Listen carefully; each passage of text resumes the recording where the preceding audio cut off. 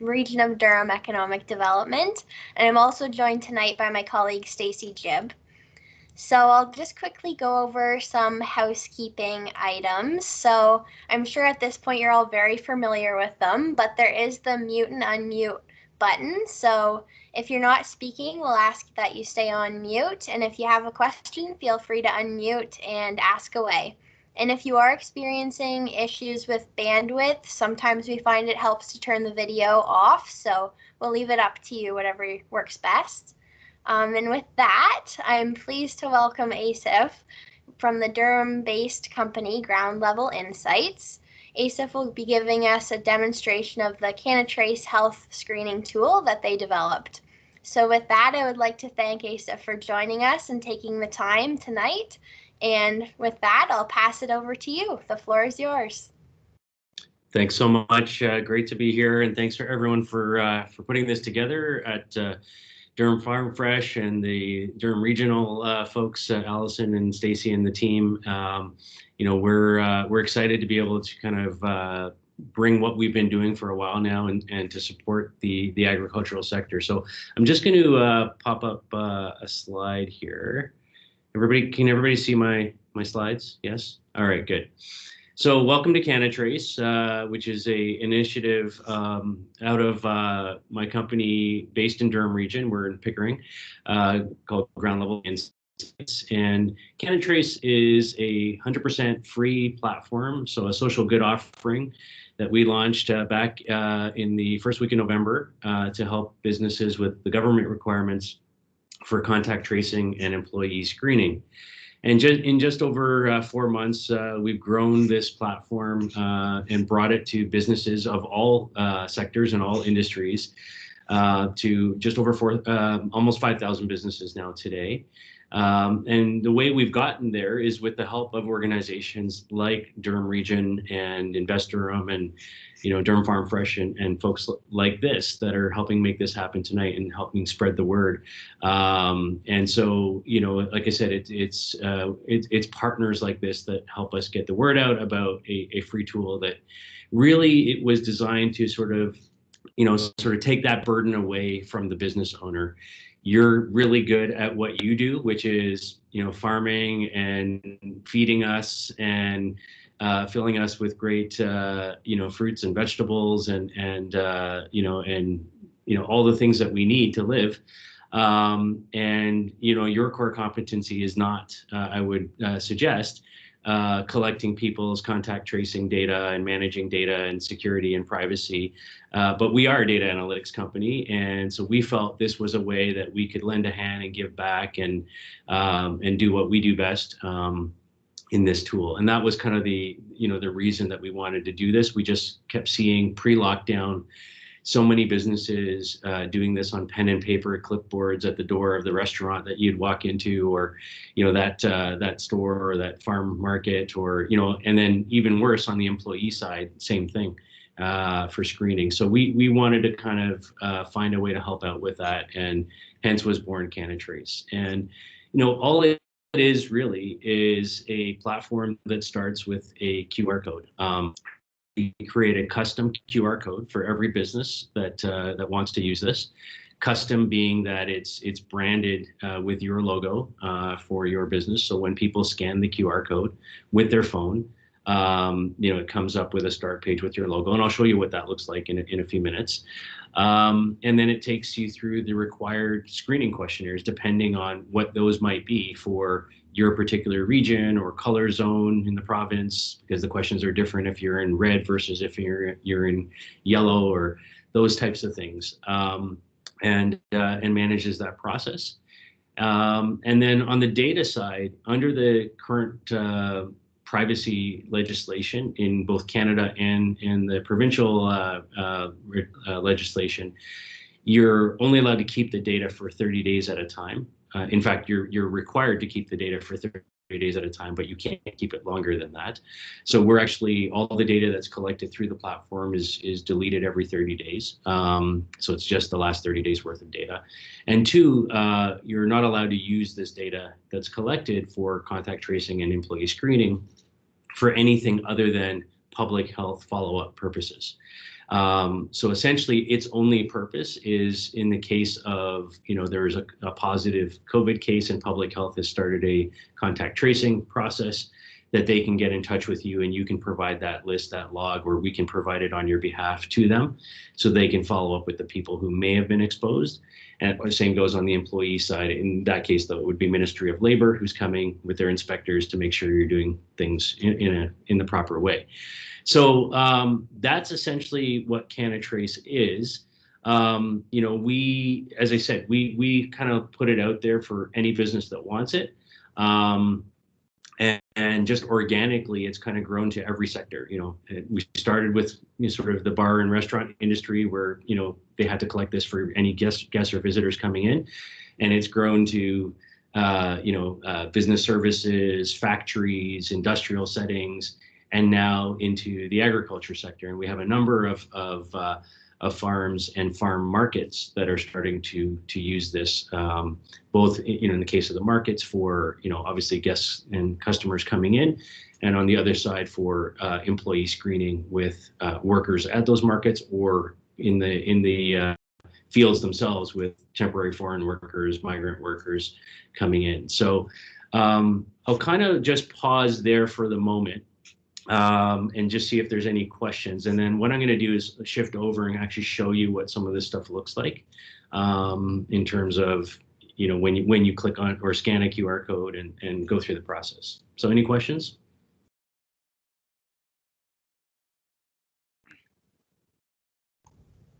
It looks like Cindy has her hand up. Go ahead, Cindy.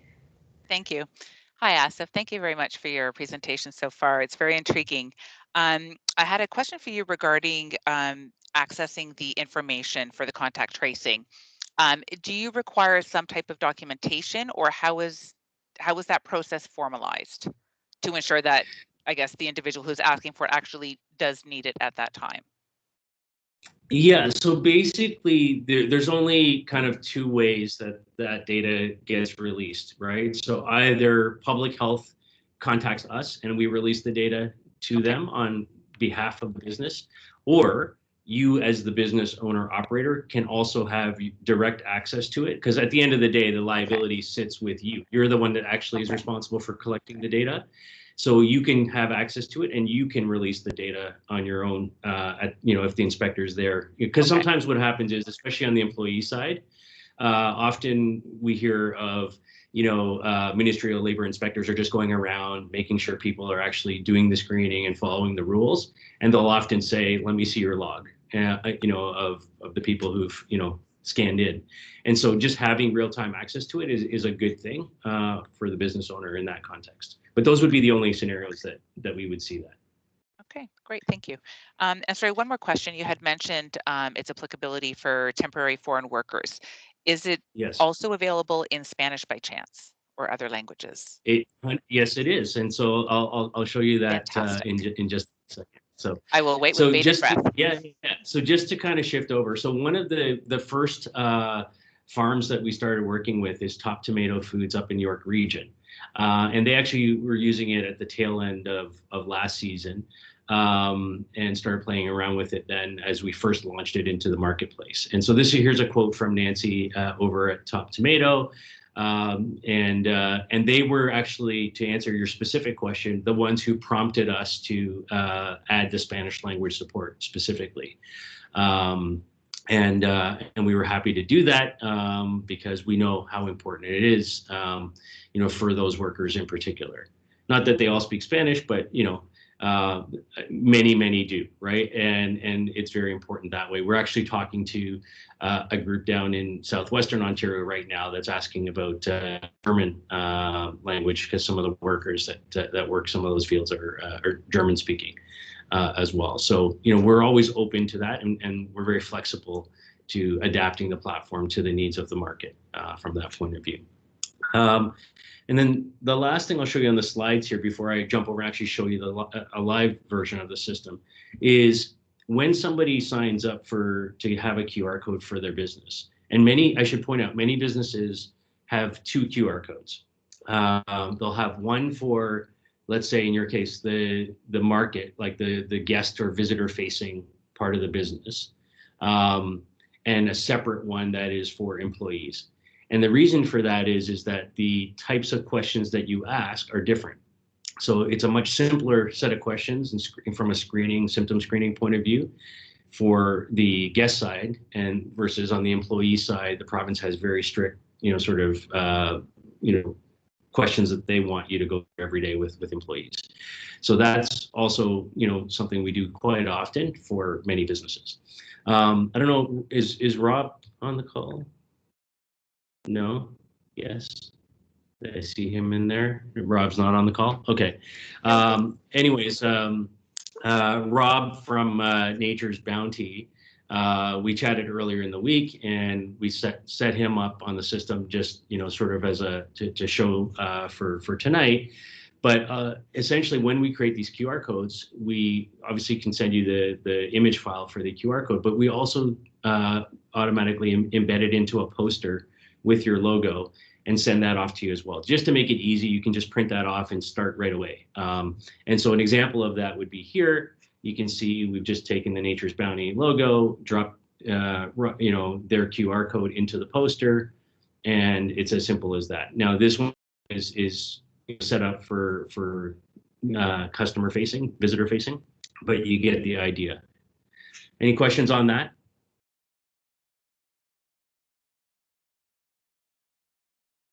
No? Okay.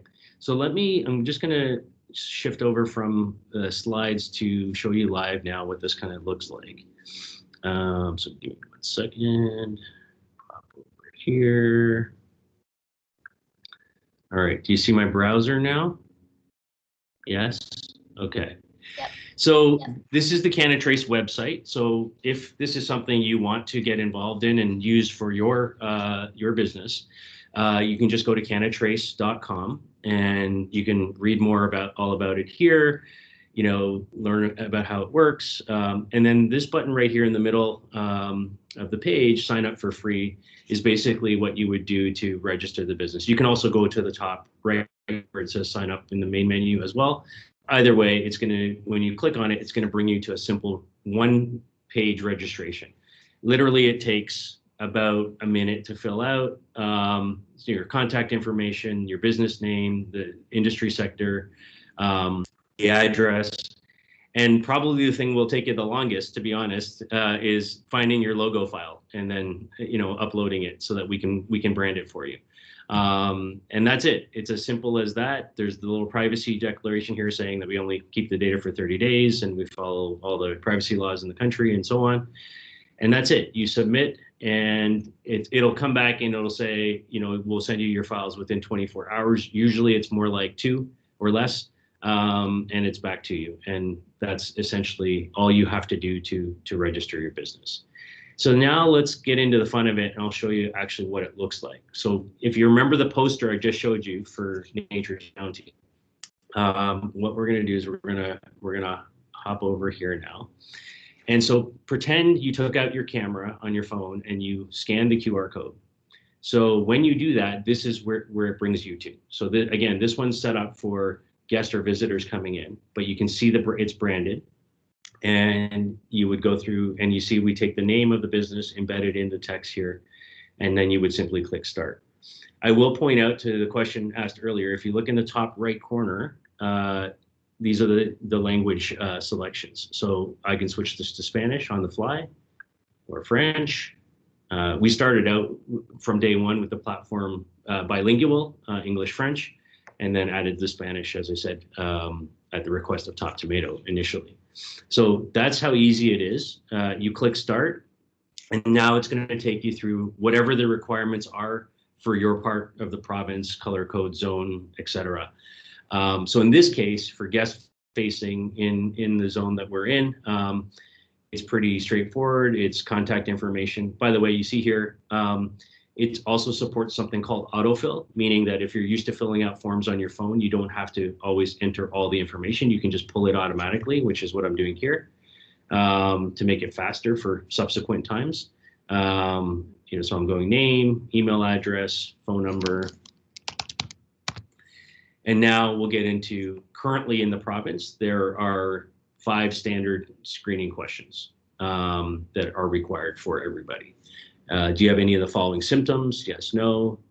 Have I been traveled in the last 14 days? Sorry, have I been in contact with anybody without proper PPE in the last 14 days? Have I traveled outside of the country? Have I been told I should be isolating at home by a healthcare provider? Have I received a COVID alert notification? And am I currently living with anybody that has symptoms or experiencing symptoms? So this is what's required by the province currently in terms of screening questions.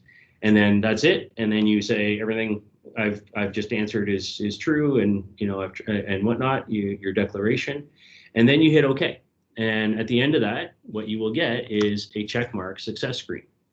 And you can see it has the person's name from what they entered on the first screen and the date and the time.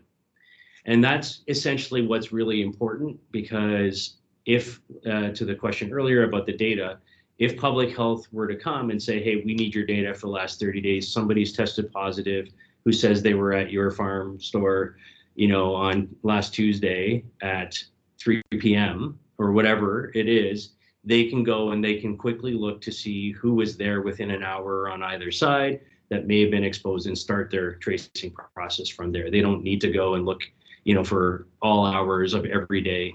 They can start, from that point in time, right? So the timestamp is incredibly important to that process. Any questions on that?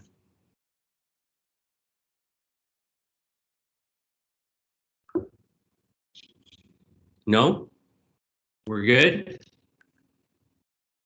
Okay, awesome.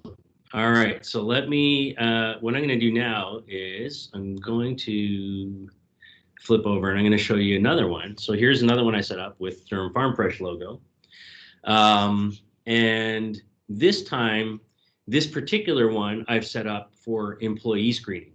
So it's follows the current requirements in the province for employee screening. And if anyone's been doing this yet, you'll know that the questions are more detailed, and there's actually different symptoms that have to be screened if you're an employee over 18 versus under 18. So let me show you how that works. Yeah, I'll just do it this way. So this time we go name. And you'll see here we've added this field for some businesses, and this doesn't have to be here, but you don't necessarily need a email address for employees, right? Or maybe in the case of farm workers, they don't even have an email address. For some of the temporary foreign workers and so on. Maybe they just have an employee ID number. So, they can just enter that in, whatever that is. And then you're into this gating of the symptoms by age. So if I say I'm over 18, now you see here the symptoms are much more detailed. They're individual. This is, again, required by the province on employee screening. And so you would go through and answer each one. Or I can just click no to all if that is the case. And then I would go okay. And then I'm into the same standard questions that are required for everybody, both employees as well as for guest-facing stuff. And so I'll go through that process. I'm going to say no, no, no. And then assuming that's all good, again, I'm going to get my check mark success screen. Just for fun, I'm going to do it one more time. But this time I'm going to say let's just go under 18. You see the list is shorter this time.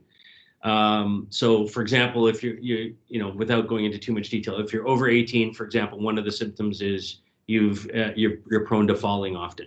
That's not a symptom if you're under 18, apparently, according to the province. So you would do that. But actually what I'm going to do is I'm going to say, yes, I have fever or chills. And maybe I'll say I have a runny nose, and I'm going to hit OK. And then I'm going to go no to the rest. And now you'll see I don't get a check mark. I get this instead.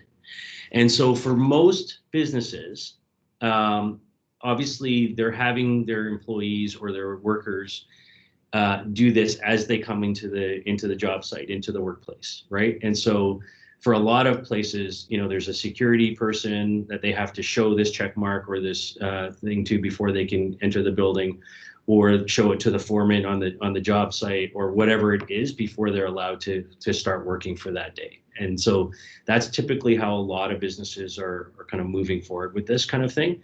And even on the guest side too, like a lot of the restaurants, for example, they're asking, the server is asking to see your check mark before they'll take your order, or those kinds of things. So again, in that scenario, it's really up to you as the sort of manager of the workplace to decide how you're going to manage your own staff and how you want to manage the the sort of validation aspect. But the data is there, the check mark is there or not, and then you can handle it as you see fit from that point of view. Any other questions there? And again, the language is there for on all of it throughout.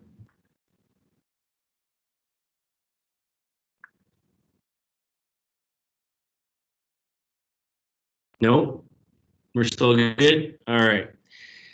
So the last thing I'll point out then is the data side. So as I mentioned, you can also have access to the data, to basically go through and see that, if you're using it for your staff, for example, your employees, that to ensure that people are actually doing it every day.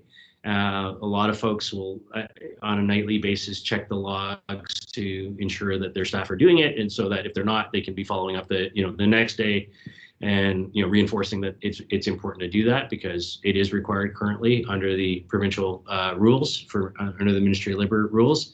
So I'll show you what that looks like as well. So essentially, you would have access to a dashboard that looks something like this. You log in with a username and password, and it brings you to a page like this. And there's a simple little graph that can kind of show you how many people have filled it out each day. I'm currently logged into the Nature's Bounty one. But what's important is if I click on this button here on the bottom right where it says see all, this is the actual log of the data itself. So you can see Rob scanned it back on the 15th, and I just scanned it tonight, and you can see that there. So every time somebody fills it out, the data is there and stored for 30 days. So it's only the last 30 days worth of data.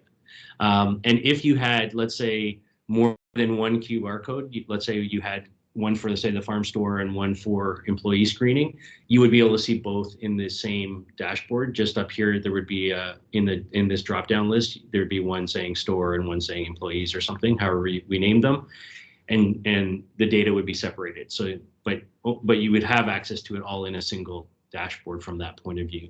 If you ever needed to go and get your QR code file again, you can come over here to QR code resources and pull the file down.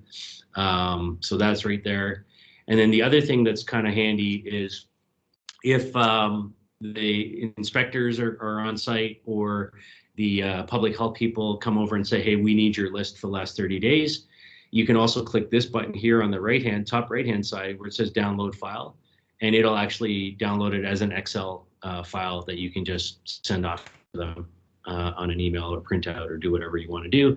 And that's nice to have too, from just keeping your own copy of the records. Any other questions I can answer?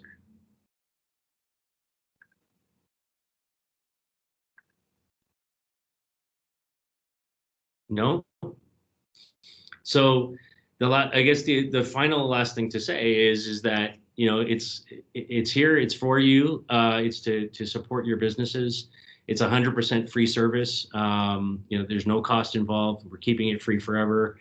It's just our way to help out in tough times. And, we really do want to support, the agricultural sector with this. We think it's an important part of our economy. An incredibly important part of our economy. And we know last year we heard about some of the outbreaks at different places. If we can slow that down in some way or save lives in some way, that's our only mission here. And so, we're here to support you. There's And now's the time to get on board with this, right? It's, everybody's starting to hire up and bring those temporary foreign workers in. And I think it's the opportune time to really get behind it. We've got a number of groups that, are currently using it besides Top Tomato. I know the Village Market up in Thornhill started using it as they opened up last weekend for the market itself. The Western Fair District is using it in what they're doing out there. We've got up in Blue Mountain area, Duntroon Cider is doing some cool things with it up there. So there's a number of different groups that are involved with it currently. And we would love, as we're a Durham company, we would love Durham Farms to really get behind this and work with us on it. So that's it. That's all I got. Steve, I just noticed that I think Nancy and Alex have questions. Oh, okay. Mine's not a question. I just wanted to let you know I was here. So if anybody has questions about how we're using it, we're from Top Tomato Foods, or you may know us as 19th Avenue Farmers Market. So if anybody has questions about how we've been using it and how we plan on using it going into the season, I'd be more than happy to answer those for you as well. Nancy, why don't you just go ahead and share how you're planning to use it? That would be great. Rachel, I gotta ask you. Sure, no problem. So we, our initial plan is to use it really just for our employees. So we had originally asked if we could translate this to Spanish, and we were accommodated, which was great. So we have the QRC code posted within all of our temporary foreign workers buildings, at our market, and within where our time clock is, and on our office door. So it's printed everywhere. It's also sent out in all the communication upon arrival for all of our workers.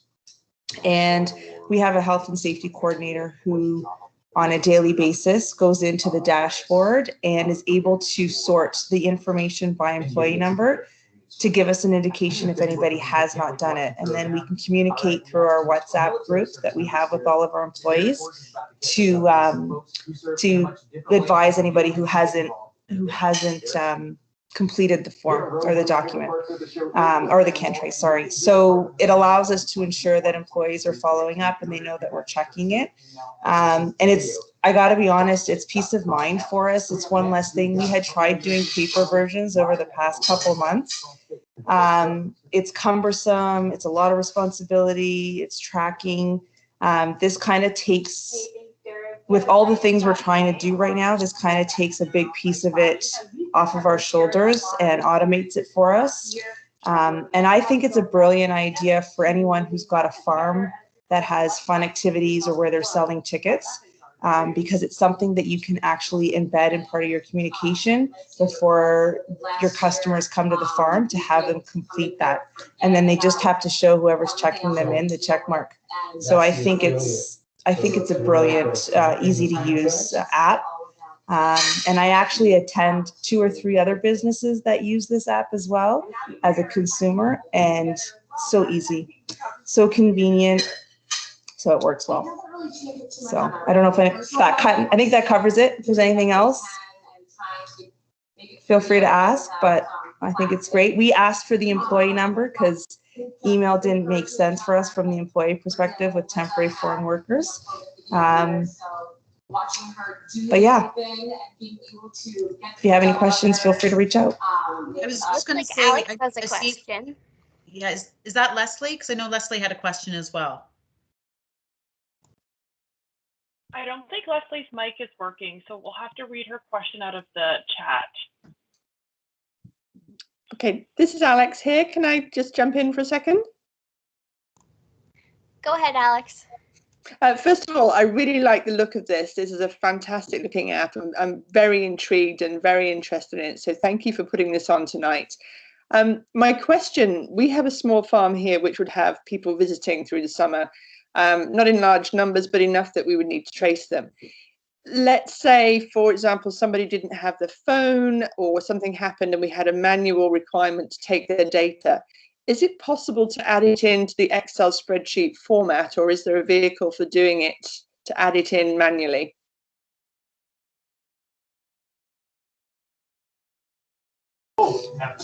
I'm going to assume yes, because anybody can scan. So if, as long as you've got your own phone or your own device, Asaph, jump in if I'm wrong, but you can scan that QRC code and just enter that customer's information for them. Okay, right. Yeah, fair enough. Yeah. So so the kind of the best practices that we've seen out there are exactly what Nancy just said. What some businesses do is they'll have a tablet available for those that don't have a phone with them, and they'll have it sort of already loaded up on the tablet. Even on the worker side of things, you know, maybe some of the workers don't have phones, right, or those kinds of things. Just having a tablet there with the screening form already loaded up and having them go through it way is an easy one. The other thing on the data side, if you are doing some paper still, obviously you can download the spreadsheet as an Excel file and then add in the other data for that day into your file, your local file. So that's another way to do it. Okay, perfect. Thank you very much. Yeah. I'll just read out Leslie's question from the chat here. How do you handle guests that may not pass but refuse to leave the farm? What have businesses done? Yeah, that's a tough one. Like at the end of the day, I'll answer it from a legal liability point of view. Your only obligation as the farm is to make sure you're asking the questions, right? And doing the screening. And if somebody's not being truthful on that, that's not on you. That's on them. If somebody gets the red exclamation mark and chooses makes a fuss and wants to stay, you're fully within your rights to refuse them at that point, right? Because that's just what the current rules are. So yeah, I mean, at the end of the day, your obligation is to do the screening. That's what the ministry is asking you to do, and we're here to just give you a tool to do that digitally and securely.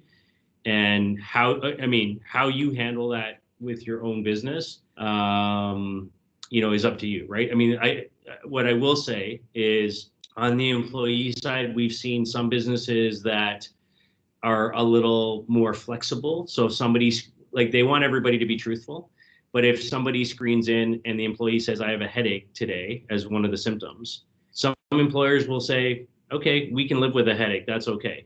You're still allowed to work. Right. But that's their decision, right? That's, and so it's really an individual business by business decision at that point. But I would say if they screen and they get a red mark, you're fully within your rights to turn them away.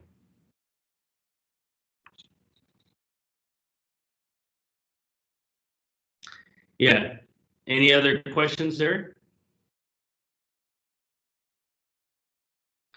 I did want to point out one thing that Nancy touched on briefly, and that is when you're using the tool, and I'll go back to, let's just say this one here.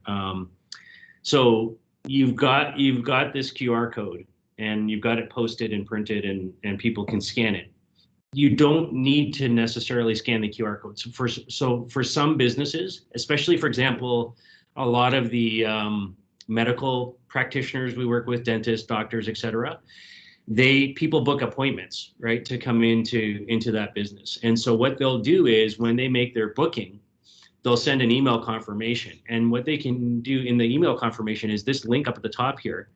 This page that it's bringing to you when you scan the QR code is a unique URL for your business. So you can actually just use that URL and send it out in an email as well. And they can just click on that link and it'll bring them right to the start of the screening process. So it's another way to get there without scanning the QR code as well. So just to point that out.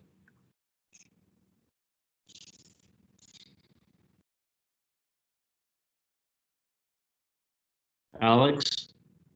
Yeah, just to go on that point about what you're saying, sending it out in advance. How far in advance of a visit could that still be applicable?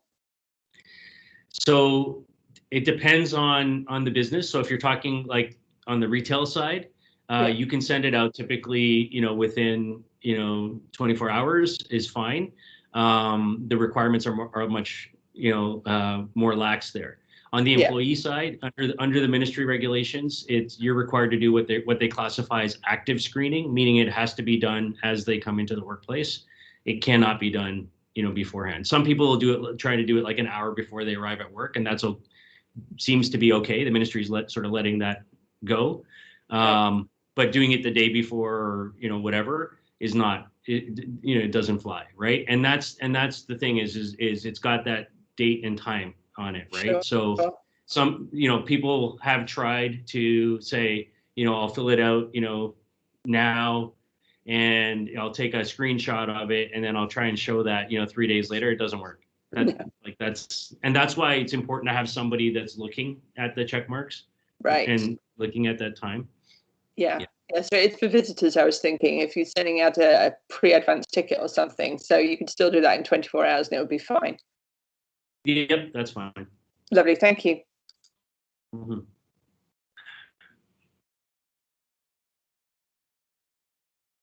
Anything else I can answer?